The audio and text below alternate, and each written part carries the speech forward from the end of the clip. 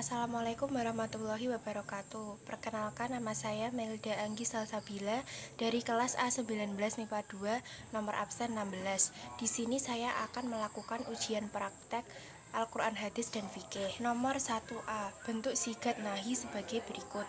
1. Fi'il mudhari yang didahului oleh la nahi. Contohnya lafaz wala taqorobu. 2. Fi'il mudhari yang didahului la nafi. Contohnya lafaz la yamassuhu. 3. Lafaz-lafaz yang memberi pengertian haram atau perintah meninggalkan sesuatu perbuatan. Contohnya lafaz hurrimat. 1b. Quran Surat Al-Isra ayat 32. A'udzubillahi minasyaitonirrajim. Bismillahirrahmanirrahim. Wala taqrabuz zina innahu kana fahisyatan wa sa'a sabila. Dan janganlah kamu mendekati zina, sesungguhnya zina itu adalah suatu perbuatan yang keji dan suatu jalan yang buruk. Ayat tersebut berisi larangan mendekati zina. Ditegaskan bahwa zina itu fahisyah atau keji, kotor, dan sa'a sabilan yang berarti jalan buruk. 2a. Kaidah pertama amr. 1.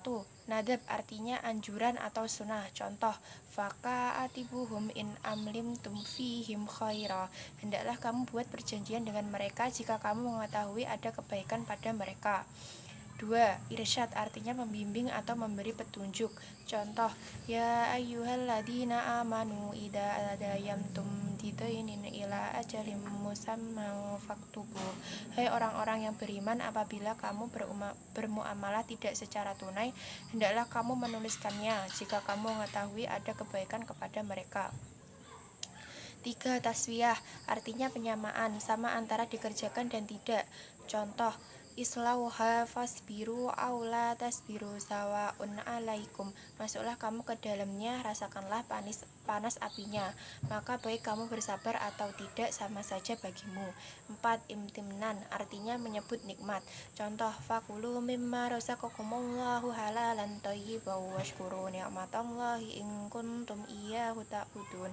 Maka makanlah yang halal lagi baik dari rezeki yang telah diberikan Allah kepadamu, dan syukurilah nikmat Allah jika kamu hanya kepadanya saja menyembah. 5. Ikram artinya memuliakan. Contoh, udkhuluha bisalamin aminin. Masuklah ke dalamnya dengan sejahtera lagi aman. 6. Doa artinya berdoa atau memohon. Contoh, wa minhum man yaqulu rabbana atina fid dunya hasanatan wa fil akhirati hasanatan wa qina adzabannar. Ya Tuhan kami, berikanlah kami kebaikan di dunia dan kebaikan di akhirat, dan pelihara kami dari siksa neraka. 2b. Quran Surat An-Nahl ayat 114. Bismillahirrahmanirrahim. Fakulu mimma razaqakumullahu halalan thayyiban washkuru ni'matallahi in kuntum iyyahu ta'budun. Artinya, maka makanlah makanan yang halal lagi baik dari rezeki yang telah diberikan Allah kepadamu, dan syukurilah nikmat Allah jika kamu hanya kepadanya saja menyembah. Ayat tersebut berisi tentang perintah memakan makanan yang halal lagi baik. 3a. Kaidah pertama, al-umu la yatasawwaru fil ahkam. Keumuman itu tidak menggambarkan suatu hukum.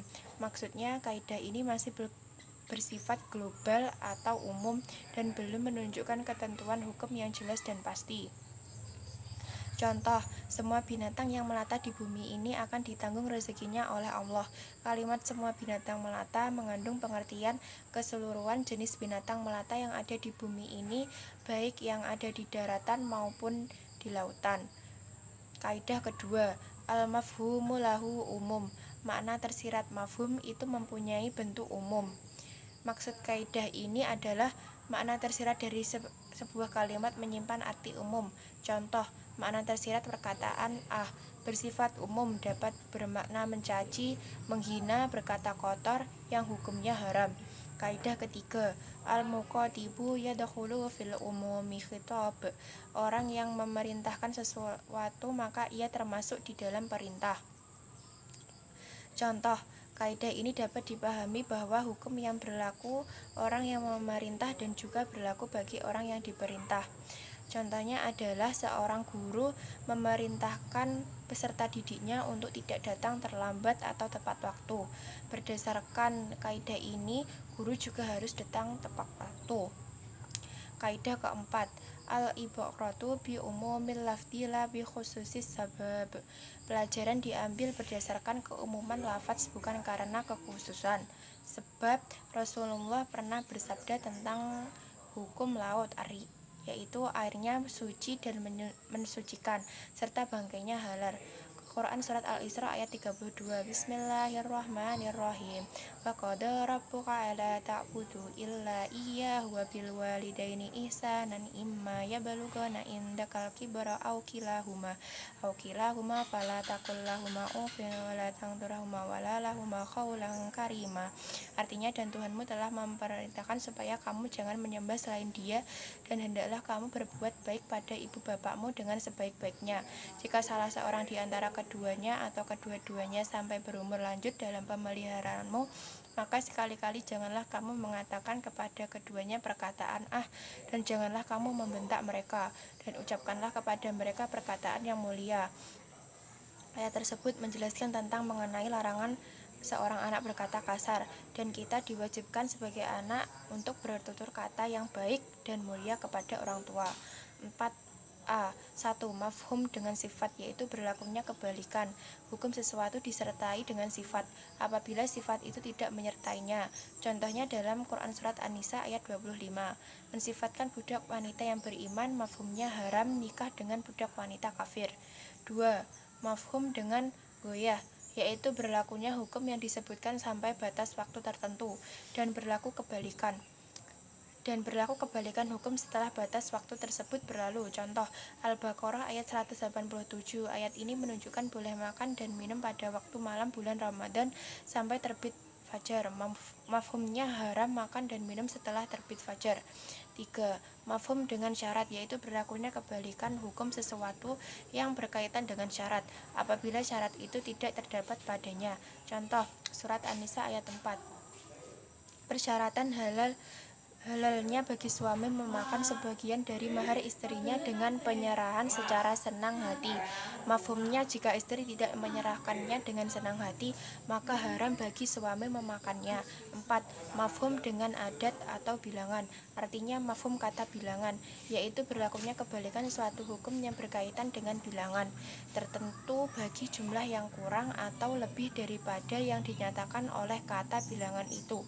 Contoh, Surat An-Nur ayat 4. Ayat ini menunjukkan bahwa hukuman dera atas orang yang menuduh orang baik-baik berbuat zina adalah 80 dera.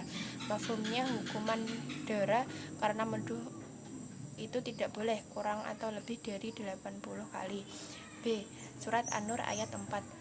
Walladzina yarmunal muhsanatil summa lam ya'tu bi arba'ati syuhada afajliduhum samanina jaldatan wala taqabbalu lahum syahadatan abada wa ulaika humul fasiqun. Artinya, dan orang-orang yang menuduh wanita-wanita yang baik-baik berbuat zina dan mereka tidak mendatangkan 4 orang saksi, maka deralah mereka yang menuduh itu 80 kali dera, dan janganlah kamu terima kesaksian mereka buat selama-lamanya, dan mereka itulah orang-orang yang fasik. Menjelaskan tentang hukuman bagi pezina dan hukum menikahinya. Allah lalu menguraikan sanksi hukum terhadap orang yang menuduh orang lain berbuat zina. Sekian, wassalamualaikum warahmatullahi wabarakatuh.